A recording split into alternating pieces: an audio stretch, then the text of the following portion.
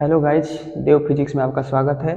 आज हम लोग ट्रायंगल ऑफ वेक्टर एडिशन के कुछ प्रूफ देखेंगे। हम देखेंगे कि ट्रायंगल ऑफ वेक्टर एडिशन में जो मैग्नीट्यूड होता है, दो वेक्टर का मैग्नीट्यूड और डायरेक्शन निकालते हैं, उसका जो फार्मूला होता है वो फार्मूला कैसे आया, उसको प्रूफ करेंगे। ठीक है, सबसे पहले देखते हैं, ये है triangle of vector addition. Triangle of vector addition क्या कहता है कि जब दो वेक्टर, यहाँ पे P है और Q दो वेक्टर है, ठीक है, एक वेक्टर के हेड से दूसरा वेक्टर स्टार्ट हुआ हो तो दोनों वेक्टर का रिजल्टेंट जो होगा वो कुछ इस तरह से होगा R। ठीक है, क्या होगा R equal to P plus Q vector. ये क्या होता है, रिजल्टेंट। ठीक है, ये इक्वेशन होता है किसका, ट्रायंगल ऑफ वेक्टर एडिशन का। तो आज हम प्रूफ करेंगे, देखते हैं। तो मैंने कल बताया था कि जो एंगल देखते हैं वो एंगल इस तरह से देखते हैं कि जब दो वेक्टर का दो हेड या दो टेल एक पास मिले तब उस दोनों वेक्टर के बीच का एंगल देखते हैं। अदरवाइज जब हेड और टेल मिले या टेल और हेड मिले तो उसके बीच का एंगल वेक्टर का एंगल शो नहीं करता है। ठीक है, तो यहाँ पर भी चूंकि हम इस एंगल को नहीं ले सकते हैं, क्यों? क्योंकि यहाँ पे देखिए P वेक्टर का हेड और Q वेक्टर का टेल मिल रहा है। ठीक है, तो इन दोनों वेक्टर के बीच का एंगल ये वाला नहीं लेंगे। कौन सा लेंगे? हम क्या करेंगे कि इस वेक्टर को आगे बढ़ाएंगे, ठीक है, और उसके बाद से ये जो एंगल होगा, ये एंगल थीटा, ये P और Q वेक्टर के बीच का एंगल होगा। क्यों? क्योंकि देखो जब इस वेक्टर को आगे बढ़ाए तो ये टेल बन गया और इसका भी टेल, देखो यहाँ पे दोनों टेल मिल रहा है। ठीक है, तो इन दोनों टेल के बीच का एंगल जो थीटा होगा वही theta angle between vector P and Q। समझ गए?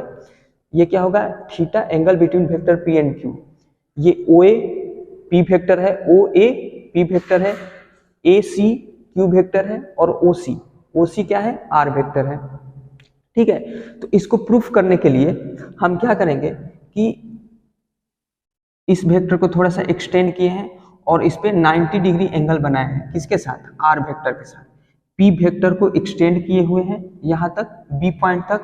ठीक है, OB लाइन है और इस पे 90 डिग्री का एक लाइन खींचे हुए हैं। ठीक है, तो ये एक राइट एंगल ट्रायंगल बना रहा है OBC। ठीक है, इसी जो वेक्टर है P और Q और उसका रिजल्टेंट R, उसको हमको प्रूफ, उसके मैग्नीट्यूड को प्रूफ करना है, रिजल्टेंट के और डायरेक्शन को निकालना है। तो हमने क्या किया, इस P वेक्टर को थोड़ा सा बढ़ा दिया और P वेक्टर पर एक परपेंडिकुलर लाइन BC खींचा। ठीक है, जो OR से टच कर रहा है। ठीक है, समझ गया? तो ये कौन सा ट्रायंगल बना, OBC form right angle triangle. ठीक है, OBC ये क्या बना रहा है, राइट एंगल ट्रायंगल। तो राइट एंगल ट्रायंगल में एक पाइथागोरस लॉ होता है। पाइथागोरस लॉ क्या कहता है कि ऑलवेज जो राइट एंगल ट्रायंगल होता है, ठीक है, जैसे मान लो ABC, तो ये इसको क्या कहते हैं, कर्ण। ठीक है, BC को क्या कहते हैं, कर्ण। ठीक है, या हाइपोटेन्यूज।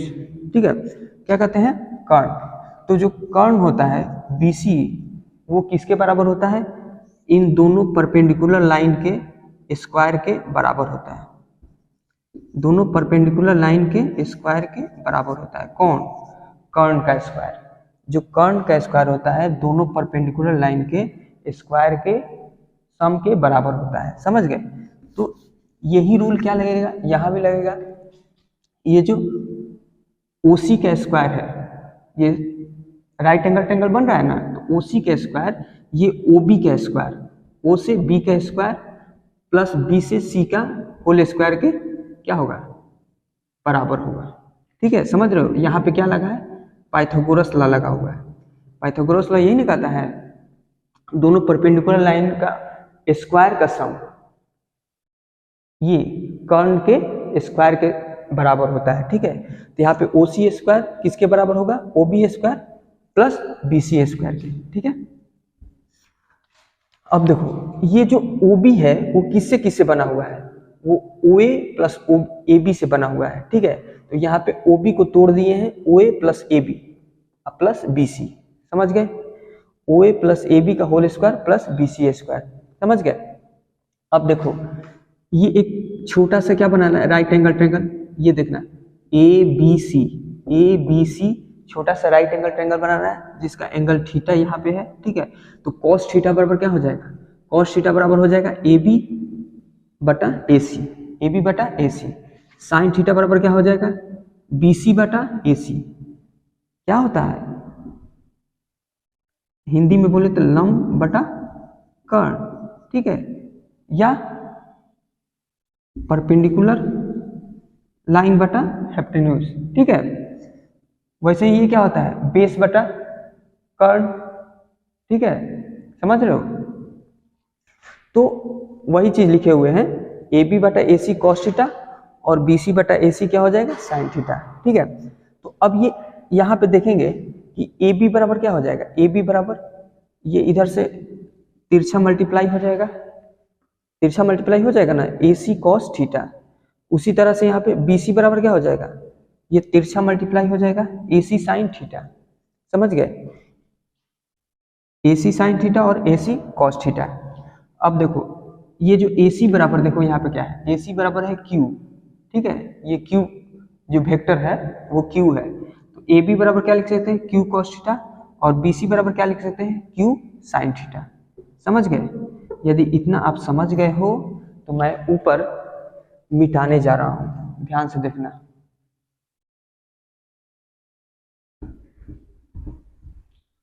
मैंने इसको क्या कर दिया, मिटा दिया, ठीक है। अब क्या करेंगे, इक्वेशन वन में पुट क्या करेंगे,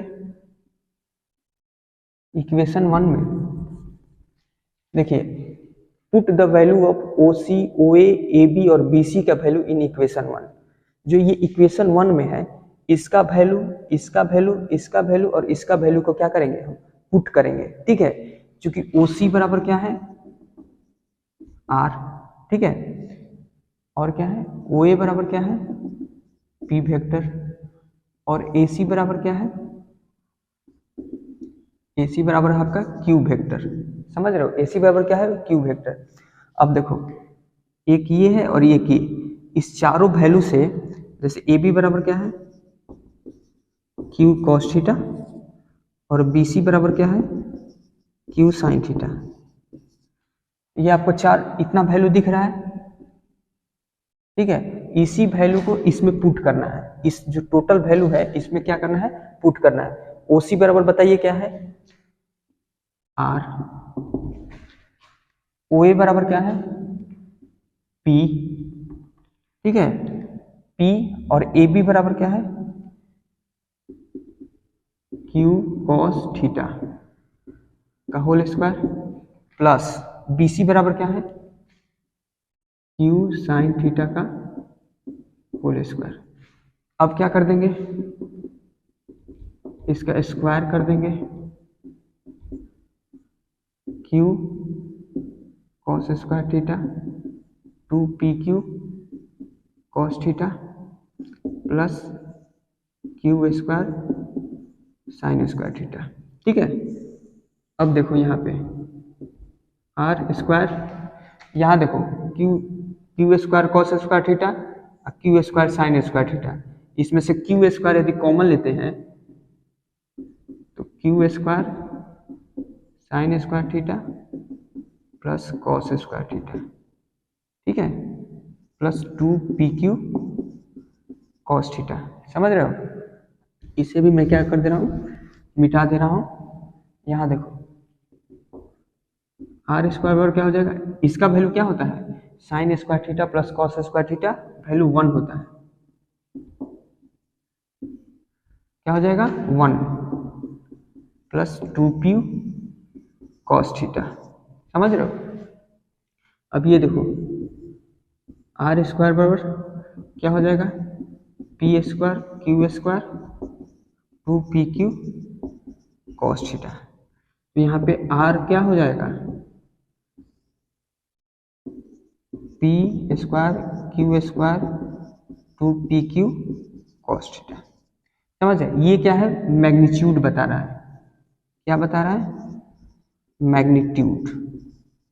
किसका, रिजल्टेंट वेक्टर का। ये क्या बता रहा है आपका, मैग्नीट्यूड, किसका, रिजल्टेंट वेक्टर का, ये आपका मैग्नीट्यूड बता रहा है, समझ रहे हो। रिजल्टेंट वेक्टर का क्या बता रहा है, मैग्नीट्यूड। ये जो रिजल्टेंट वेक्टर है उसका आपको मैग्नीट्यूड बता रहा है। इसको ऐसे भी लिख सकते हो, ठीक है, इसको आप ऐसे भी लिख सकते हो, समझ रहे हो। ये क्या बता रहा है आपका, मैग्नीट्यूड। यहाँ पे देखो, यहाँ पे इंपॉर्टेंट समझने वाला ये चीज है कि ये जो थीटा लिए हैं, P square Q square 2pq cos theta, ये जो थीटा लिए हैं वो कौन सा थीटा है, इस p और q वेक्टर का बीच का थीटा है, ठीक है, ये p और q वेक्टर के बीच का थीटा है। लेकिन ये जो थीटा लिए हुए हैं ये इसके इधर का, ये जो p वेक्टर q वेक्टर के इसके यहाँ का थीटा नहीं लिए हुए हैं, इस वेक्टर को एक्सटेंड करके जहाँ पे टेल और टेल मिल रहा है उसके बीच का एंगल लिए हुए हैं, समझ रहे हैं। तो ये होता है मैग्नीट्यूड ऑफ वेक्टर, समझ गए। जब दो वेक्टर को ऐड करते हैं तो उसका मैग्नीट्यूड क्या आएगा, समझ रहे हो। तो आज पर क्लास को यहीं पे रखते हैं, नेक्स्ट क्लास में हम डायरेक्शन भी दिखाएंगे कि कितना एंगल पे रिजल्टेंट आपका आएगा, ठीक है। तो यदि आपको ये क्लास अच्छा लगा हो तो इस वीडियो को लाइक और सब्सक्राइब करें। जय हिंद।